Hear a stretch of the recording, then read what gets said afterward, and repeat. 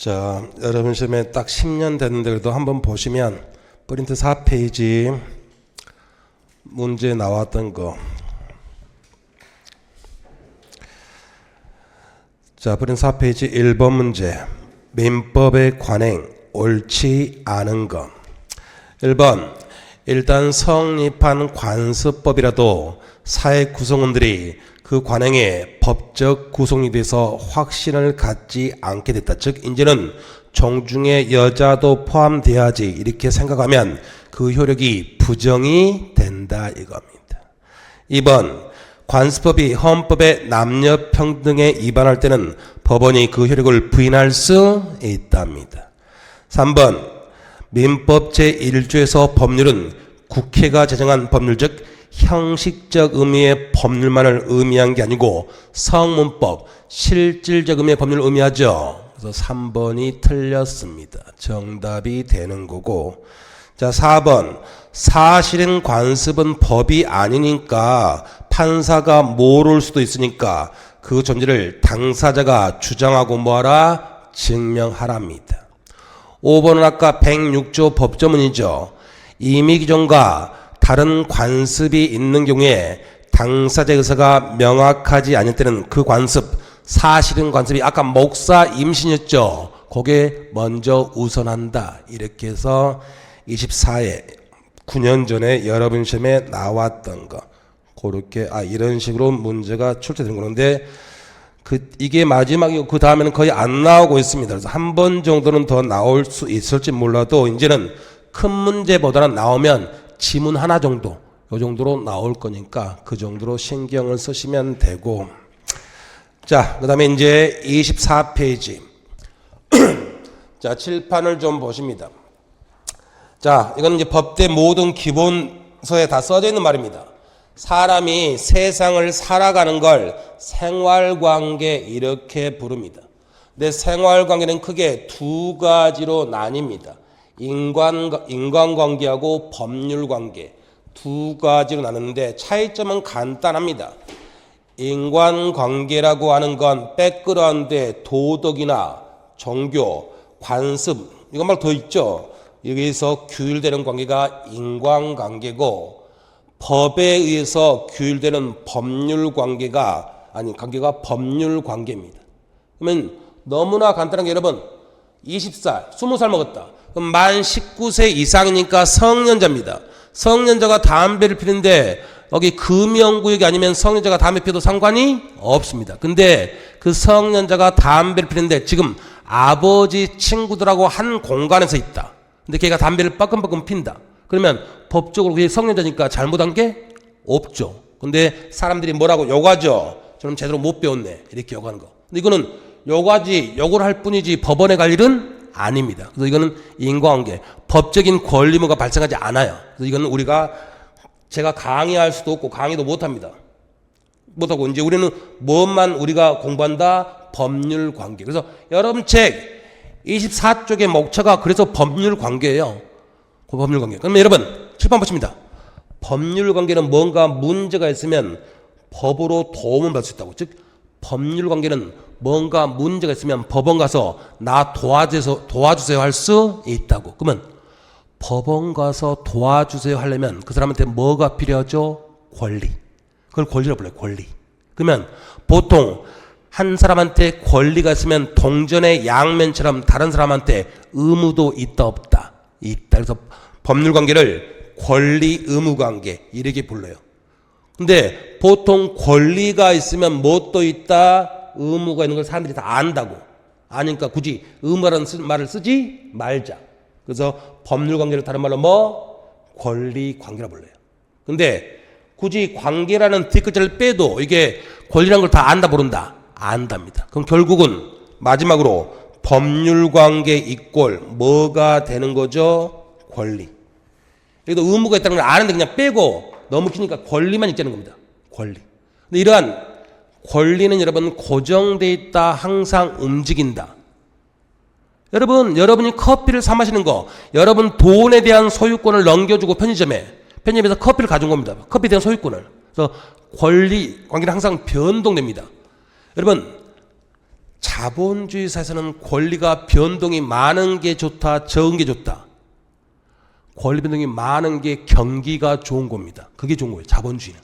이 권리는 항상 변동이 됩니다. 권리 변동. 그래서 원래 법대 기본소 목차대로 한다면 이걸 먼저 봐야 돼요. 권리는 고정돼 있다, 움직인다, 움직인다. 그래서 이게 권리의 변동인데, 자, 여러분 책 35쪽으로 가십니다. 35쪽 가시면 권리의 변동이란 게 나옵니다. 거기 35쪽 위에 목차에 법률관계 변동 나왔죠. 내 법률관계를 뭘로 바꿔버린다? 권리의 변동으로. 대한민국 모든 기본서에 다 권리 변동 써져 있지 법률관계 변동으로 안 써져 있어요. 권리의 변동. 그러면 권리의 변동에는 뭐가 있습니까? 그 다음에 거기 바꿔서 권리의 변동 쓰시고 이걸 다른 말로 법률 효과 이랬습니다. 법률 효과, 권리 변동이. 그럼 권리 변동은 뭐가 있습니까? 하면 발생, 변경, 소멸이 있는데 여러분 책에 있는데 여러분 책 쓰신 분이 약간 아래쪽에 배치해놔가지고 혹시 여러분 헷갈릴까봐 지금 제가 이걸 다시 써놨는데 자 보십니다 여러분. 어려운 거 아니고 간단한 거니까 자 여기 갑이 봉천동 1-1번 집에 10억짜리 건물을 하나 가지고 있습니다. 그래서 갑하고라고 9월 1일 날 매매하고 9월 15일 날 을이 중도금을 줬고 9월 30일 날 계약금까지 주고 을 앞으로 등기를 넘겨받았습니다. 자 간단합니다. 여러분들이 공부를 어느 만큼 하셨는지 모르겠는데 자 매매 그러면 갑은 물건 판 사람이죠. 그럼 팔매 넘겨줄 도자 넘길 도자 그래서 매도인 을은 살매 받을 숫자 매수인 이렇게 됩니다. 매도인과 매수인 이렇게 되는데 자 보십니다 여러분. 원래 이 봉천동 1-1번지 주택 소유권이 누구한테 있었죠? 갑한테. 근데 을이 돈 다 주고 사서 등기했죠. 그럼 을이 소유권 취득했다면 이게 을한테 권리가 뭐가 됐다? 소유권이 발생한 거예요 여러분. 발생. 그럼 매수인 입장에서 소유권 발생한 겁니다. 매도인 값도 10억의 소유권이 발생했습니다. 10억 주고 샀으면 발생입니다. 근데 보십니다. 그럼 매수인 입장에서는 소유권이 발생했고 자 원래는 누구 집이었죠? 갑의 집.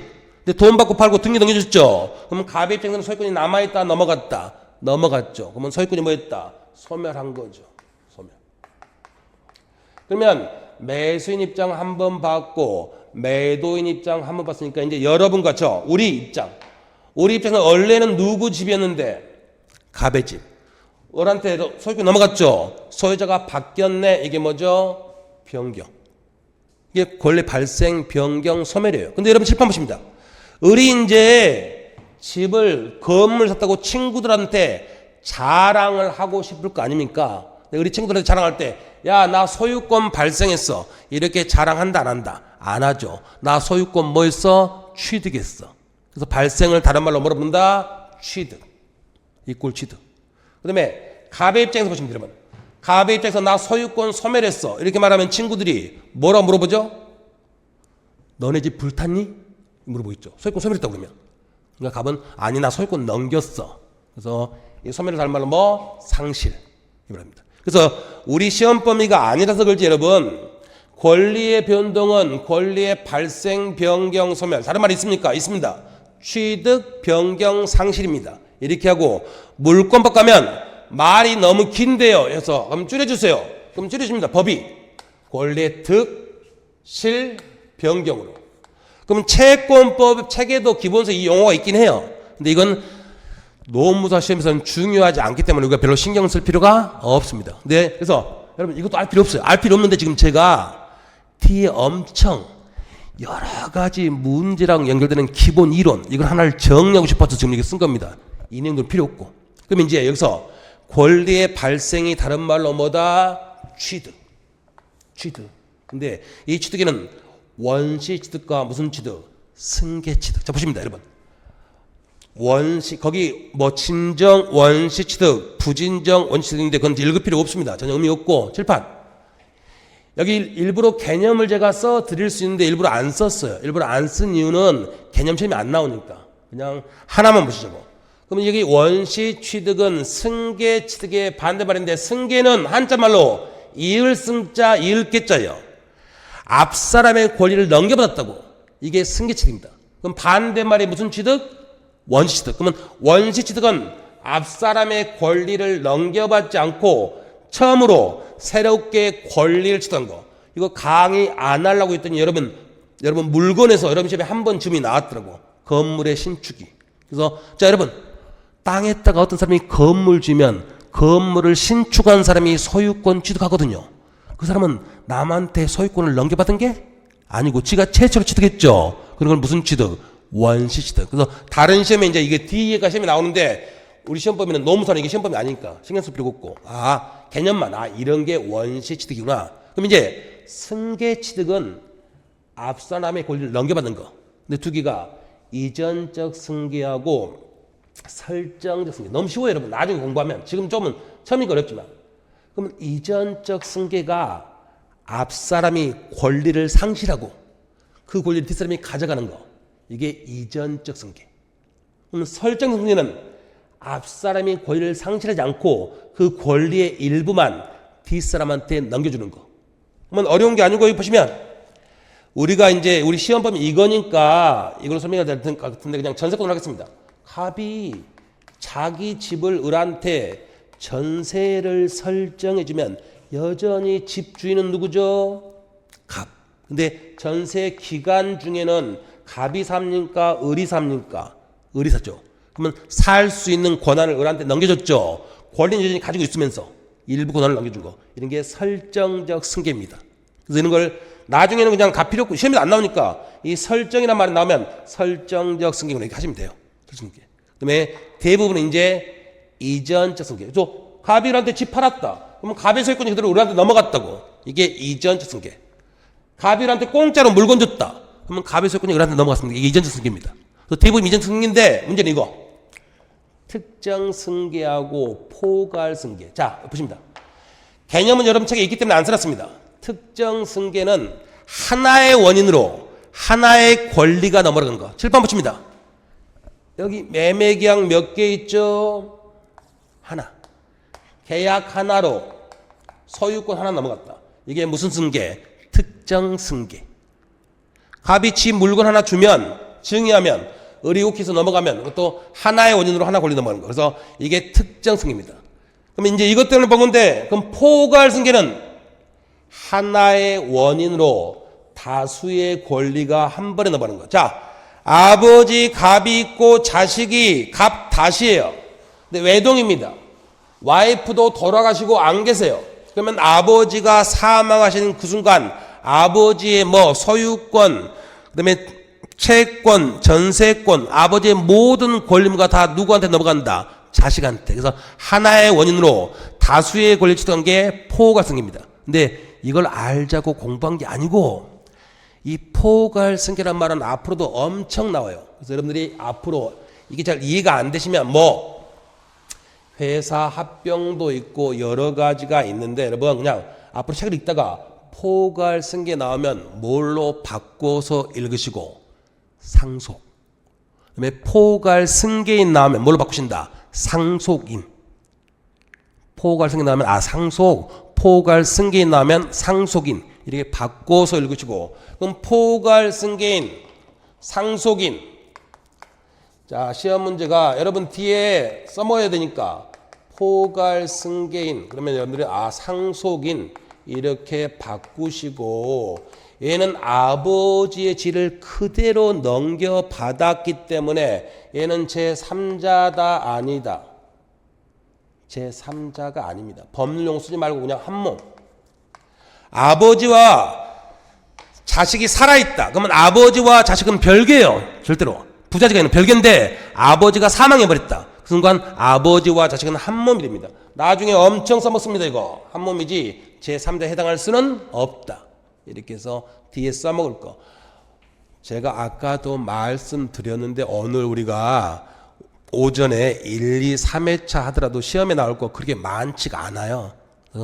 저 영어 정리하시고 전체 쭉 보시자고. 그 다음에 뒤에 써먹을 거 갖다 정리하시자고. 그 다음에 여러분 여기서 아까 여러분들이 물권법은 시험 범위가 아니지만 알아두실 건 알아두셔야만이 관련 내용 제가 노무사 기출문제를 17년, 18년 계속 봤더니 물권법 지식이 조금 있어야 돼요. 여러분 여기 승계 취득은 이을승자, 이을계자로 있죠.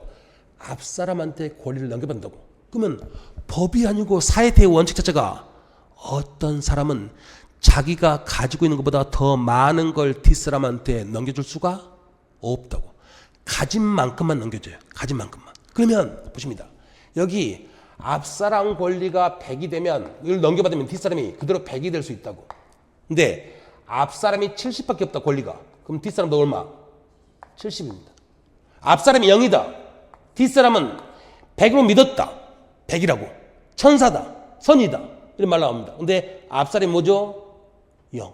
그럼 뒷사람도 뭐? 0이 되죠. 여러분 보십니다. 갑이 자기 집 팔면 보십니다. 갑이 자기 집을 을한테 팔면 돈 다 주고 등기하면 을이 소유권을 취득하죠.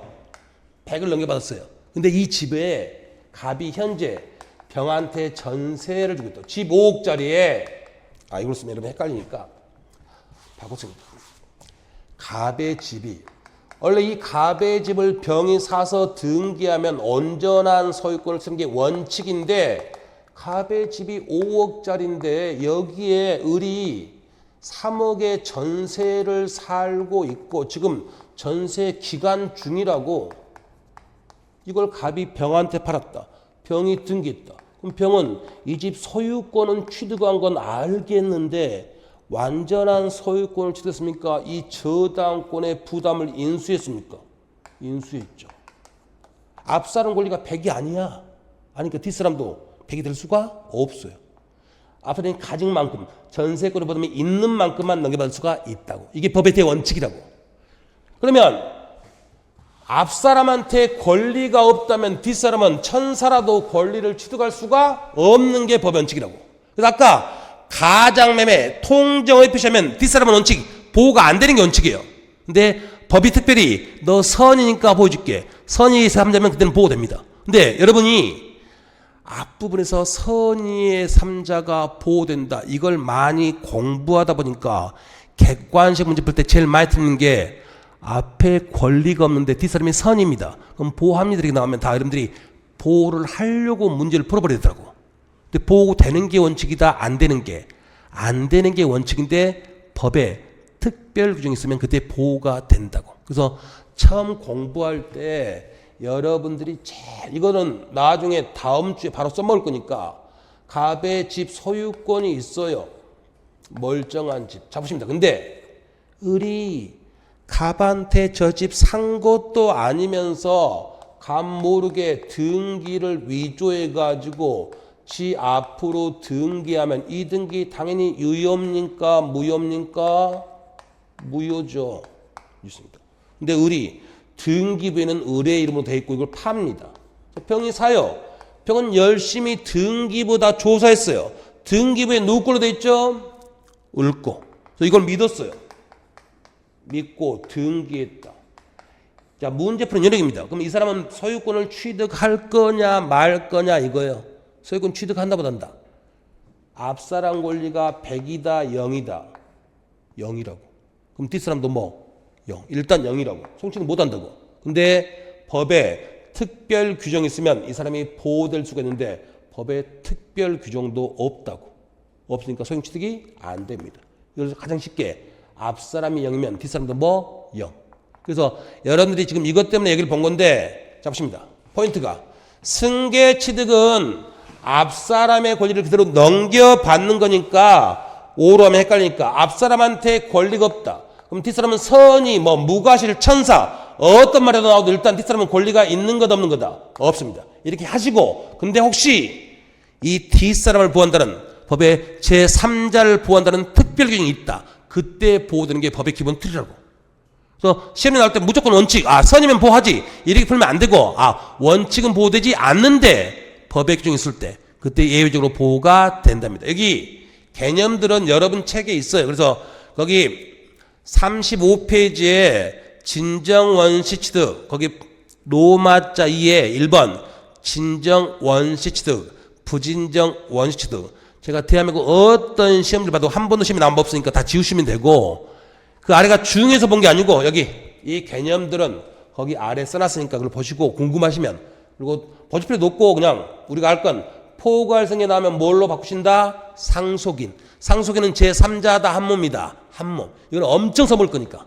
그 다음에 법에 대한 원칙은 앞 사람한테 권리가 없으면 뒷사람도 권리를 취득하는 게 원칙이다. 못하는 게 선이라도 안 되는 게 법의 대원칙이다.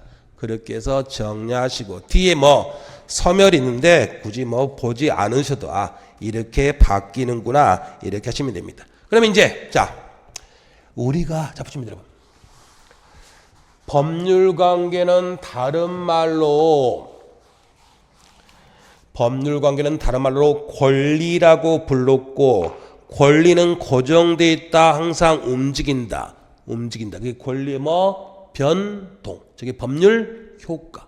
그러면 권리가 변동되는데 이게 권리의 변동인데, 권리가 변동되려면 뭔가 원인이 필요 없다, 필요하다고. 이게 권리 변동의 원인이에요. 그래서 책을 이 순서로 써놓으면 좀 편한데, 권리 변동의 원인. 그래서 여러분들이 책을 보시면 법학책에 온갖 요건 효과 이 말이 엄청 많아요. 맨날 요건 효과. 그 말이 왜 있냐면, 이게 아까 제가 써놨죠. 권리 변동의 법률 효과라고. 이게 효과예요. 앞에 효과한 말에 법률의 말이 빠져있는 거예요. 법률 효과. 그 다음에 권리 변동의 원인. 이게 법률 요건. 그래서 여러분 목차에다가 요건 효과라고 쓰는 건 앞에 이 말이 빠진 거예요. 이거 빼고. 요건. 그래서 이게 이제 법대 가면 제일 처음에 배우는 게 이겁니다. 법학의 기본은 제일 먼저 개념 써놓고 나서 이러이러한 요건에 해당하면 이러이러한 효과, 권리가 변동된다. 이게 법의 가장 기본 원칙입니다. 이러한 요건에 해당하면 이러한 효과가 발생한다. 그러면 보십니다. 하루에도 대한민국에 수십억만 가지 권리 변동이 발생할 겁니다. 여러분, 여기 봉천동만 하더라도 하루에 일어나는 권리 변동 우리가 다 알 수 있다 없다? 없죠. 한 편의점만 가더라도 권리 변동은 한 하루에 500번 일어날 겁니다.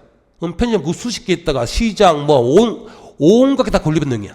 근데 그러한 어마어마한 양의 권리 변동의 원인은 딱 두 가지밖에 없어요. 두 가지. 하나가 법률 행위, 하나가 법률 규정. 이 두 가지밖에 없다고. 법률 행위하고 법률 규정 두 가지밖에 없습니다. 전 세계 모든 나라가 이 두 가지로 바뀌는 거예요. 전 세계 모든 나라가 법률 행위하고 법률 규정. 이게 그러면 차이점은 뭡니까? 너무 쉬워요, 여러분.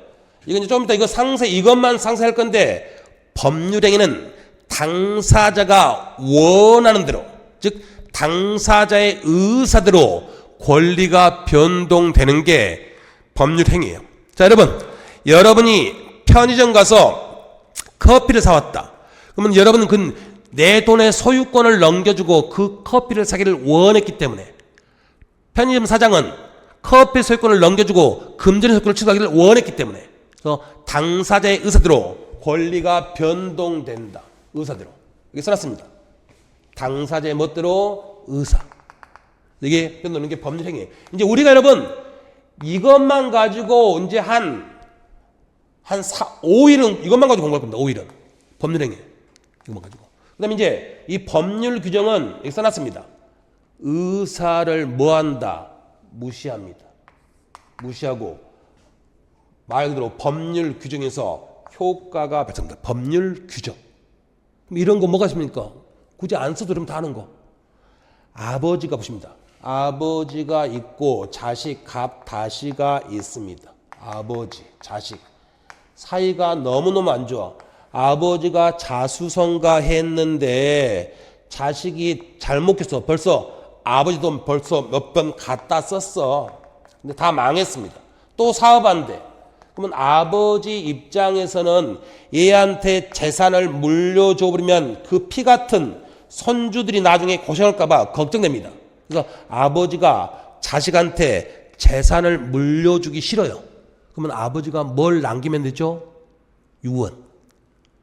내가 다른 사람들 잔 주겠다. 유언 남기면 돼요. 근데 아버지가 지금 제가 말씀드려서 여러분 아는 겁니다. 아버지와 자식이 지금 사이가 좋다 나쁘다. 나쁘다고. 아버지는 자식한테 재산을 주기 싫어. 그러면 그걸 아버지가 법정 방법 5가지 방법 중 하나로 유언을 남기면 되는데 아버지가 유언을 준비 중이었는데 급작스럽게 사망하셨네. 그럼 유언을 남겼다 못 남겼다? 못 남겼다고. 그러면 아버지가 사망하시면 민법에서 바로 1순위 상속인 갑다시가 모든 걸 다 뭐한다? 상속받는다고. 왜? 법에 의해서. 아버지 의사를 무시한다고. 무시하고 법에 의해서. 이게 법률 규정. 그래서 이게 법이 정한 대로. 그래서 모든 권리 변동 원인은 여기 3번 써놨는데 3번은 중요한 게 아니고 해야 되는 게 아니고 모든 권리 변동 원인이 이 2가지예요. 법률 행위하고 법률 규정. 여기라고. 근데 여러분 여기 보십니다.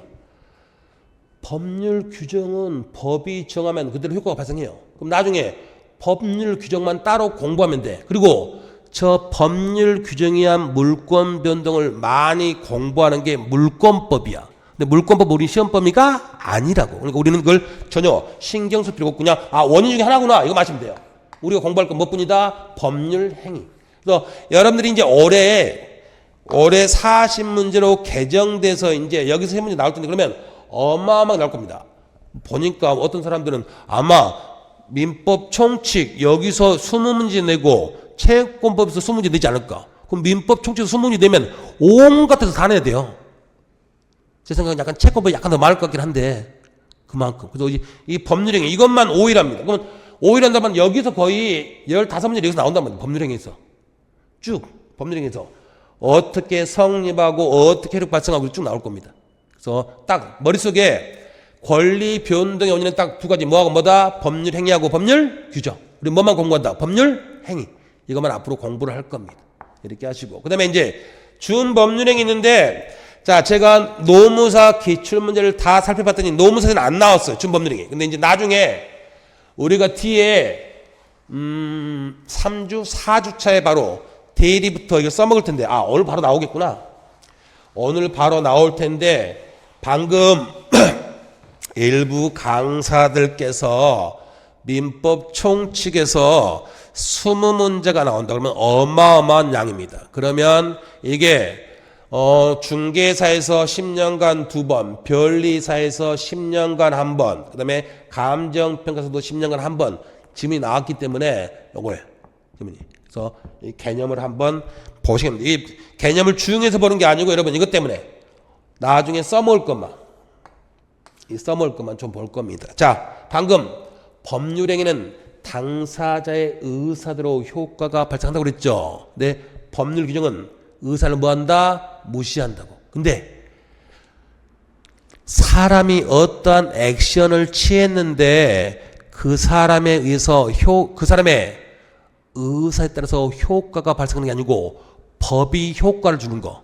이거를 법률행위라는 구별해서 준법률행위를 부릅니다. 자, 우리가 9월달 말쯤에 정리할 건데 칠판 보십니다. 131조. 이건 시험에도 잘 나옵니다. 자, 아버지입니다. 아버지가 있는데 자식이 사업한다고 몇 번 말아먹은 놈이 아버지한테 돈 좀 달래요. 이번에 좋은 아이템 있으니까 돈 좀 더 달래요. 아버지 입장에서 더 이상 주기 싫습니다. 또 망할 거니까. 못 줘 했더니 자식놈이 아버지가 외출한 사이에 아버지 부동산 서류 다 뜯어가지고 병한테 가서 나 우리 아버지 대리인 자식 의리요 해서 갑 대리인 을로 파는데 아버지가 대리권을 준 바가 없다고. 그러면 무권들입니다. 그럼 무권들이랑 개가면 무효입니다. 아버지랑 성년의 자식은 별개예요. 아버지가 책임지는 것도 아닙니다. 이건 무효입니다.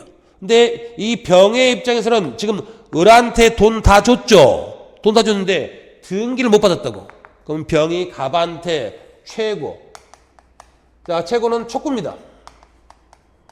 촉구합니다. 저기요, 당신 자제분에게 내가 당신 땅 샀는데 추인할 거요 말 거요 이렇게 촉구합니다. 추인 안 하면 깜빵 고소한다고. 고소하면 전형적인 깜빵으로 가야 되는 거 이건. 사기죄니까. 그래서 이렇게 물어봅니다. 물어보는데 9월 30일까지 답을 주시오. 이렇게 기간을 정해서 물어봤습니다. 잘 보십니다. 근데 갑이 9월 30일까지 가타부타 답을 하지 않더라. 답을 하지 않으면 민법 제131조가 이걸 거절한 걸로 간주합니다. 그래서 계약이 확정적 무효. 지금 이것들을 쓰는 건 계속 말씀드리지만 나중에 우리가 중에서 다 할 걸 지금 먼저 쓰는 겁니다. 맛배기로 앞으로 이런 거 공부하구나 알게끔. 확정이 무효됩니다. 그럼 보시면 여러분. 이 병이라는 사람이 어떤 액션을 취했는데 효과가 갑이 병에 취해서 답을 했다면 갑의 의사대로 효과가 발생했겠지만 갑이 가타부타 답을 하자니까 계약이 확정적 무효됐습니다. 그럼 저 확정적 무효를 갑이 만들었습니까? 병이 만들었습니까? 자, 최고했더니 갑이 가타부타 답을 안 했다고. 답을 안 했더니 민법 131조 법률 규정이 그러면 이건 거절한 걸로 볼 거니까 계약이 확정적 무효야. 효과를 누가 줬다? 법률 규정. 이겁니다. 법률 규정. 이거를 법률 사람이 뭔가 액션은 취했죠. 액션 취했는데 효과를 당사자 의사 아니고 법이 줬다. 그래서 이걸 법률행위랑 구별해서 뭐라 부른다? 준법률행위. 여러분 이 자체는 여러분 시험에 안 나왔지만 이게 나왔어요, 여러분. 최근 10년 내에. 그래서 이것 때문에 보는 거지, 이 아래쪽 때문에. 그 다음에 이건 알아야 되죠, 여러분. 이건 시험에 제가 봤더니 노무사 시험에 가장 많이 나온 중에 하나가 이거던데. 통지. 민법 450조, 여러분. 자, 우리 갑한테 1억의 채권을 가지고 있습니다. 근데 변제기가 한참 남았는데 을은 급전이 필요해요. 그럼 여러분 물건 말고 채권도 팔 수 있다 없다? 있어요. 모든 재산권은 팔 수가 있어. 국가에서 금지한 게 아니면. 그래서 을이 병한테 야 내가 갑한테 1억 받을 권리 있는데 급전 필요해서 그러니까 네가 9,500에 네가 사가라. 그래서 채권을 양도합니다. 채권 양도. 그럼 오늘 하겠지만 병이 채권 양도하면 이제 병이 채권자에 사갔으니까. 근데 병이 사갔는데 병이 갑한테 야 나한테 1억 줘 1억 달라고 청구하면 당연히 갑이 여러분 줍니까 안 줍니까?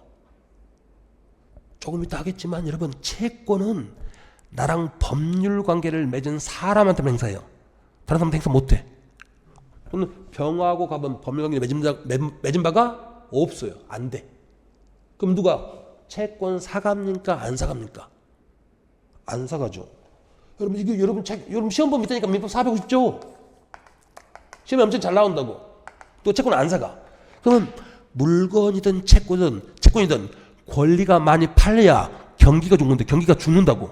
그러니까 이거를 잘 팔리게 하기 위해서 민법 450조가 여기 을이 병한테 채권을 팔고 을이 갑한테 야 채무자 갑한테 야 내가 너한테 1억 받을 권리 있었잖아. 그 채권 내가 병한테 팔았어. 이렇게 통지. 이렇게 통지 주면 민법 450조 법조문이 이 병한테 대항력을 준다고. 법학에서 대항력은 항상 자기랑 계약을 맺지 않은 사람한테도 권리를 행사할 수 있는 거. 이게 대항력이에요. 대항력 주면 이제 병이 변직에 갑한테 돈 달라고 통지할 수 있다. 그럼 여기도 이 병한테 대항력을 을이 줬다 병이 줬다 민법 450조가 그래서 이거 나오면 무조건 이게 관념의 통지. 이게 객관적인 사실을 알렸기 때문에 사실의 통지하면 좋은데 교수들이나 법원 판사들이 마음에 안 드는 게 우리말로 하면 사실의 통지예요. 사실의 통지. 근데 이거를 시험 낼 때는 관념의 통지를 내니까 관념의 통지. 그러니까 이거 객관적인 사실을 통지하면 어떤 사람한테 효과를 준다고. 그럼 보시면 여러분 칠판 이것들은 당사자의 의사대로 효과가 발생했다. 법이 줬다. 법이. 그래서 원칙은 법률 규정이에요. 근데 사람이 뭔가 액션을 했죠. 사람이 행동했으니까 이 법률행위, 준법률행위는 법률행위를 유추 적용할 수가 있다고. 사람이 액션한 거니까. 그래서 이게 여러분 시험에 나왔더라고. 4번이 기출문제로. 그래서 보시면 여기까지 봤고 여러분 책으로 보시면 책 가십니다. 책 가시면 이게 24쪽 거기 여러분 보지 마시고 목차 큰 목차만 24쪽에 로마자 이 분류의 2번이 뭐가 있죠 여러분? 법률 행위. 오른쪽에 3번이 뭐라고 돼 있죠? 법률 규정. 거기 여러분 제발 집에 가서 아래 내용 본다 안 본다? 절대로 안 본다. 보실 필요가 없다. 그냥 권리 변동의 원인은 뭐하고 뭐? 법률 행위하고 법률 규정. 그러면 거기다 책에다 이것만 쓰시고 법률 행위 있다가 당사자의 의사. 법률 규정이 있다가 의사 무시 이것만 쓰면 돼요. 그리고 아래 내용들은 전혀 보실 필요가 없다 이겁니다. 그렇게 하시고 그 다음에 25페이지 아래 2번에 준법률행위라고 돼 있죠. 준법률행위. 뒤에 보시면 여러분 준법률행위 어마어마하게 많아요. 표현행위 뭐 사실행위 엄청 많은데 전혀 보실 필요 없고 거기에 양가로 본 표현행위에 기억 의사의 통지 나왔죠. 통지. 그래서 최고하고 뭐 거절. 그럼 거기 여러분 의사통지 첫 번째 줄 제일 뒤에 최고 나왔죠. 두 번째 줄 제일 뒤에 뭐 나왔죠? 거절. 근데 여러분 최고는 요즘 법이 뭘로 바꾸고 있다? 여러분 우리가 거기 들어가려나? 전혀 들어갔구나. 촉구. 제한 능력자의 상대방이 제한 능력자의 법정들이나 아니면 걔가 능력자 되면 걔한테 야 너 네가 한 계약 추인할 거야 말 거야 뭐죠? 촉구. 근데 여러분 제가 우리나라 국회의원들을 이놈저놈 다 싫어하는데 더 싫어하는 놈이 법사위. 제가 법제처에 아는 사람이 있는데 우리나라 이 용어들이 다 일본식 한자라서 우리나라가 안 맞아요. 그래서 우리나라는 웃긴 게 우리가 웬만한 수준의 고등교육을 받았는데 우리나라 법전을 잘 못 읽어 사람들이. 이런 나라는 전 세계 우리나라밖에 없어. 프랑스 같은 경우는 중학교만 졸업하면 사람들이 변호사 안 쓰고 법전이 너무 쉽게 써져 있어가지고 변호사 안 쓰고 소송할 수 있거든. 우리나라도 그렇게 만들어줘야 돼요. 근데 그렇게 되면 변호사 일감이 줄어들어. 그러니까 국회에서 변호사 출신 법사위원들이 안 바꿔줘. 그 다음에 판사, 검사, 그 다음에 법대기술도 쉬워지면 자기들 권위가 떨어진다 생각해. 그래서 안 바꿔줘. 그래서 말대로 어려워요. 그래서 근데 국민들의 압박이 심하니까 이제 바꿔줍니다. 그래서 다른 법은 이미 최고를 다 뭘로 바꿨다. 촉구로 다 바꿨어요. 그럼 민법도 다 바꾸면 돼. 근데 민법은 최근에 개정한 내용이 거기 행위 능력자에서 뭐 피한정형이 피성년형이 있죠. 이것만 바꾸니까 그것만 촉구로 바꿔놨어. 그것만. 앞으로는 다 최고를 다 뭘로 바꾸겠다. 촉구로. 그래서 최고로 똑같은 말이에요. 그래서 여러분 책에 표현행위 의사의 통지에 두 번째 줄 뒤쪽에 촉구도 있죠. 최고의 꼴 촉구. 그 다음에 거절하시고. 그 다음에 니은 관념의 통지에 첫 번째 줄 제일 뒤에 통지. 그 다음에 그 다음 줄 중간에 승낙. 이 정도. 그리고 뭐 아래 뭐 사실행위네 뭐네 이런 거 전혀 보실 필요 없고. 자 보십니다. 오른쪽에 판례 박스 재료 1번 통지 나왔죠. 통지. 7번 1번 통지. 관념의 통지. 그러면 준법률인데 거기 의사표시의 도달주의를 뭐한다? 유추 적용. 지금 이해 안 돼요 여러분. 절대 이해 안 되니까 그냥 그 목차만 이런 게 있구나. 그리고 나중에 뒤에 가서 의사표시 제가 설명드리고 다시 한번 볼 겁니다. 그렇게 하시고 거기 3번 법률 규정과 다른 법률행위 효력 읽으실 거 하나도 없습니다. 가나다 다 의미 없고 라 판정 기준 잘하면 됩니다. 그것도 의미가 없습니다. 그래서 거기 여러분 이제 다시 말씀드리면 민법 총칙에서 40문제가 나온다면 이것도 낼 수도 있어요. 이것도 이 자체를. 혹시 몰라서 고정. 그리고 뒤에 엄청 써먹을 거니까 이 두 가지는 이 정도는 정리하시면 됩니다. 그렇게 하시고 28페이지 호의관계. 호의관계는 전혀 시험에 나오지 않습니다. 지우시면 됩니다. 궁금하실 필요도 없습니다.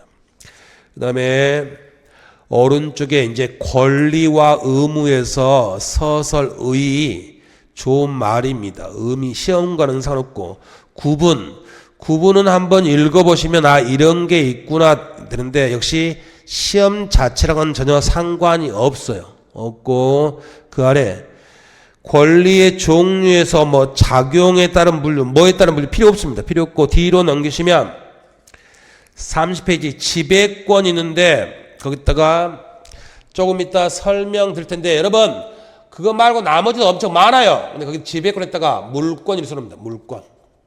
지배권의 물권. 써놓으시고 자 그다음에 청구권. 청구권에도 뭐 여러 가지가 있는데 우리가 이제 청구권은 엄청나게 뭘 공부할 텐데 예외도 엄청 많고 한데 여러분 거기다는 이것도 쓰지 마시고 청구권에 따른 승낙이 필요하다고. 승낙 필요. 어떤 사람이 청구를 하면 효력이 발생하려면 상대방의 뭐가 필요하다? 승낙. 그 다음에 여러분 시험지 제가 노무사 시험지 보면서 각 자격증마다 특이한 점이 꽤 많이 있구나 했던 게 여러분 시험에는 항변권을 최근 10년간 그 자체를 2번 크게 말고도 이 자체를 또 2번 냈던데 항변권. 그래서 여러분 여기 보시면 칠판 항변권은 여기 청구권 행사에 대해서 뭐하는 권리? 거부하는 권리. 그러니까 여러분 칠판 보십니다. 청구권은 뭐가 필요하죠? 승낙. 근데 이게 승낙하지 않고 못해 하는 겁니다. 못해. 그래서 여기서 이제 여러분 시험법에서 시험제 엄청 나오는 게 이거죠. 동시에 항변권. 어려운 거 아니니까 오늘 개념만. 말 그대로요. 야 동시에 같이 해야지. 왜 나만 먼저 해? 이 말입니다. 자 보십니다. 갑하고 을하고 봉천동 1-1번 집 9월 1일 날 사고 팔았고 매매 계약금 줬고 15일 날 중도금. 자 9월 30일 날 을이 갑한테 잔금을 주고 갑은들한테 이전 등기하고 주택을 인도하기로 계약서에 썼는데 9월 30일 날 갑이 집 소유권 그냥 등기만 했습니다. 등기 서류는 주지 않고서 을한테 야 날짜 변직이 됐잖아. 잔금 줘. 잔금을 청구한다. 그러면 법을 모르는 사람도 저 잔금 줍니까 안 줍니까? 안 주죠. 야 네가 서류 줘야 내가 잔금 주지. 같이 해야지. 이게 뭐다? 동시의 항변권입니다. 그 다음에 두 번째 저도 너무 쉬워요 여러분.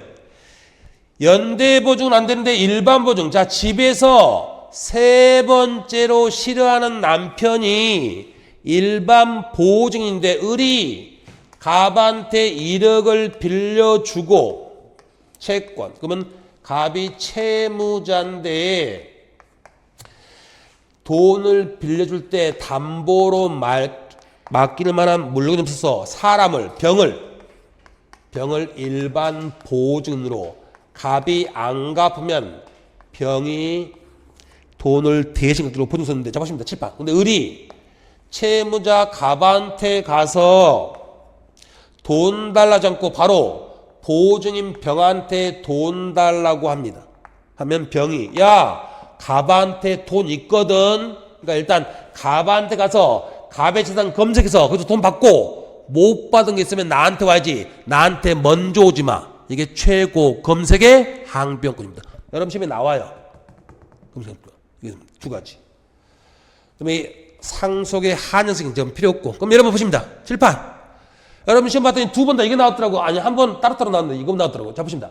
그러면 여기 의리갑한테 야 네가 서류를 줘야 내가 너한테 잔금 주지 이렇게 말했죠. 을은 영원히 잔금을 안 주겠다. 네가 서류 줄 때까지. 그러면 영구적 항변권이다. 일시적, 연기적. 그 다음에 여기도 보십니다. 채권검색도 영원히 어리지 말하는 겁니까? 일단 채무자한테 받을 만큼 받으라는 겁니까? 채무자한테 받을 만큼 받고 그 다음에 오라고. 그럼 영원히 안 주겠다가 아니죠. 그래서 여러분 시험에 이걸 냈더라고. 이거는 무슨 항변권이다? 연기적. 다른 말로 일시적. 영구적. 상속의 포기가 아니라고. 일시적. 영구적. 영구적 아니고 일시적, 연기적 항변권. 그래서 이것만.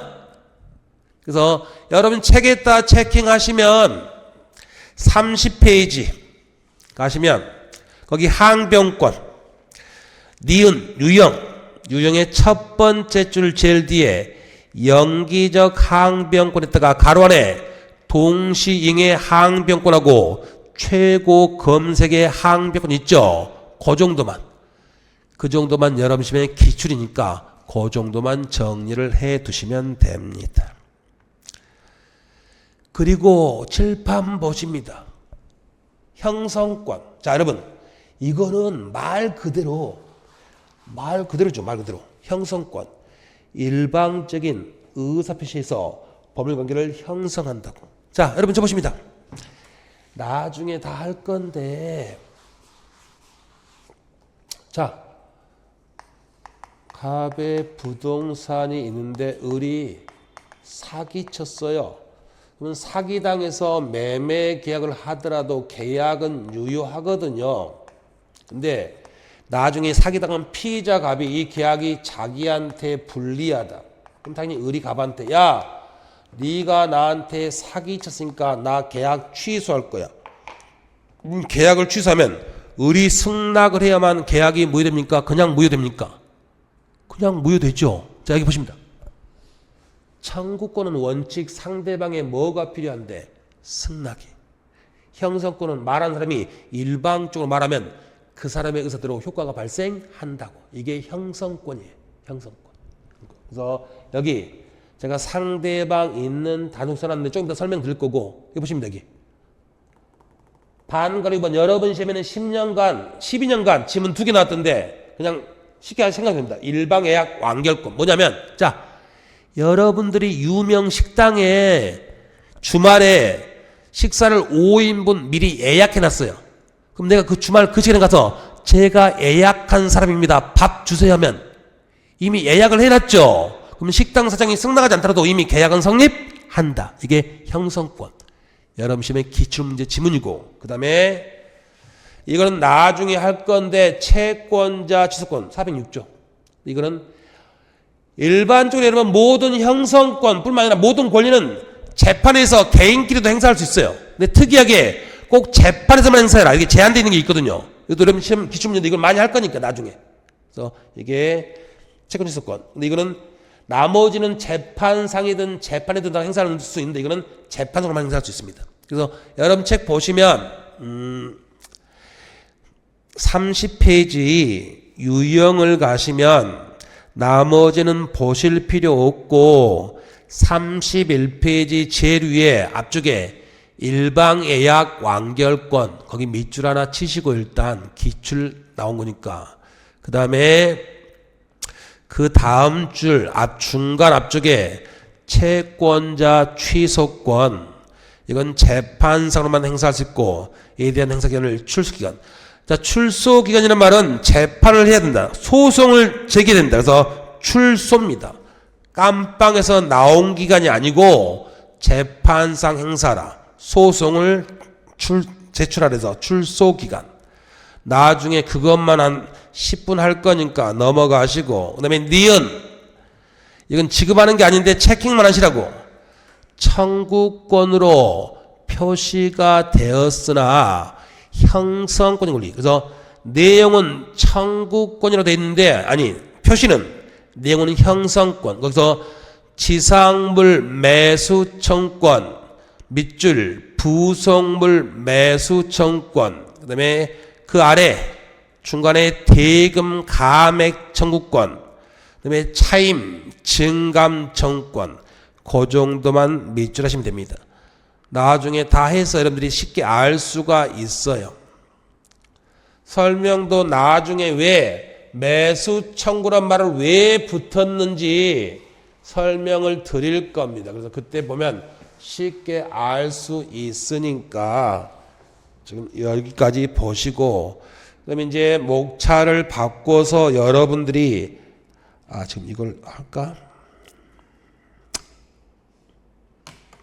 그냥 여기까지 하시고 조금 이따 돌아와서 여기 칠판 여러분들 지금 안 한 게 상대방 있는 단톡행 안 했죠? 조금 이따 돌아와서 여기서 설명을 드릴 거고, 그 다음에 그러면 시험에 나온 건 다 봤고 31페이지 2번 내용에 따른 분류에서 뭐 나다라 이렇게 있는데 절대 시험에 안 나옵니다. 신경 쓸 필요가 전혀 없습니다. 그리고 다음 페이지 재산권의 유형의 기억, 물권과 채권. 여러분 이것도 역시 시험에 안 나옵니다. 안 나오는데 알아두시면 엄청나게 많은데 도움되니까, 케이스 풀 때 엄청 도움되니까 알아둬야 됩니다. 자, 물권이 뭡니까 하면 여기 보십니다. 물건에 대한 권리라고. 뭐에 대한 권리? 물권. 너무 쉬워요. 그러면 채권은 뭡니까? 이게 이제 일본식 한자라서 우리랑 안 맞는 거예요. 채권은 사람한테 뭐 좀 해줘. 행위. 사람의 행위에 대한 권리인데 너무 길다. 그럼 여러분들은 그냥 줄여서 물권은 물건에 대한 권리네, 채권은 그냥 사람에 대한 권리네, 이렇게 가장 쉽게. 물권은 물건의 권리, 채권은 사람에 대한 권리. 그럼 여러분 보십니다.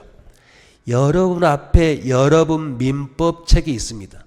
여러분이 민법책을 읽고 색칠하고 밑줄 치고 이거 하는 거 남한테 도움받을 필요가 있습니까 없습니까? 없어요. 그래서 물권은 물권자가 목적물을 직접 뭐 한다고 쓴다? 지배한다고. 물권자가. 내가 내 집을 직접 지배하는데 다른 사람 도움 필요 없다고. 근데 채권은 뭐에 대한 권리? 사람. 그럼 사람인데 현대 민주주의, 고대 노예제라면 몰라도 현대 민주주의에서 사람이 다른 사람을 지배할 수는 있다 없다? 없습니다. 그러면 채권은 지배한다, 청구한다. 청구. 그럼 보시면 여러분, 바로 여러분 케이스랑 연결이 되니까 알아두셔야 돼요. 여러분 자 보십니다. 을이 갑한테 1억을 빌려주면 이걸 법적으로 을이 갑한테 1억을 소비대차에다 표현하는데, 그러면 을이 1억의 채권을 갖고 있는 거예요. 채권. 그럼 여러분 채권은 지배한다, 청구한다. 청구. 그러면 자 변제기 됐어요.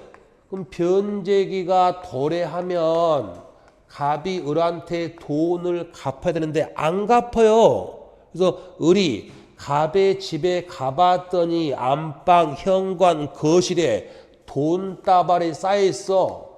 그러니까 이 착한 을이 엄청나게 많은 돈이 있는데 그 중에서 1억만 가져왔다고. 얼마? 1억. 지가 받을 1억만. 딱 계산은 정확히 가져왔습니다. 을은 법적으로 잘못한 게 있습니까 없습니까? 을은 깜빵 간다 안 간다? 무슨 죄? 절도죄. 우리 법정에서 뭐라고 그러죠? 판사님 저 갑한테 1억 받을 권리 있다니까요. 그럼 판사가 알아요. 근데요 그거 채권인데요? 예? 채권. 뭔 말입니까? 채권은 네가 갑한테 달라고 청구해야지 네가 가져올 수는 없어요. 네가 나한테 1억 갚을 의무 있잖아. 1억 좀 줘. 이 행위 좀 해줘. 돈 갚는 행위 좀 해줘. 이게 청구라고. 이를 가질 수 없습니다. 만약에 을이 돈답을 갖고 나온다. 근데 갑이 막더라. 갑이 막으니까 을이 때리고 뺏어왔다. 그럼 무슨 죄? 강도죄. 그냥 때리면 폭행죄. 때리고 전상 이승을 얻으면 강도죄입니다. 깜빵 가야 돼요. 왜요 하면 너는 뭐니까? 채권자. 물권자가 아니라고. 그 다음에 여기 또 하나. 물권, 대세권. 보시면 간단합니다, 여러분. 세상 모든 사람한테 주장합니다. 대세권입니다. 세상에 대해서 주장한다. 다른 말로 절대권. 그러면 여러분 앞에 민법책은 여러분 소유라고. 그러면 소유권이 물권의 대표인데 여러분은 그 민법책 전 세계 70억 인구 누가 와도 이건 내 책이야 주장할 수 있다 없다? 있다고. 대세권. 근데 채권은 대인권. 그 특정한 인간한테만 주장하라고. 다른 사람들 주장 못해요. 자, 보시면 칠판. 을이 갑한테 1억을 빌려주고 변제가 됐는데 갑이 돈 안 갚아요. 그래서 을이 갑의 재산을 조사해 봤더니 개털이야. 돈 받을 가능성이 없어요. 근데 그래도 혼인은 하고 있네. 갑이 남편이고 병이 와이프입니다. 아내. 근데 와이프한테 돈이 많네. 그러니까 을이 자, 내가 당신 남편한테 돈 빌려준 거 알지? 네, 당신 남편이 못 갚으니까 네가 대신 돈 갚아. 돈 달라고 청구한다. 이게 될 거냐 이겁니다. 된다. 안 돼요.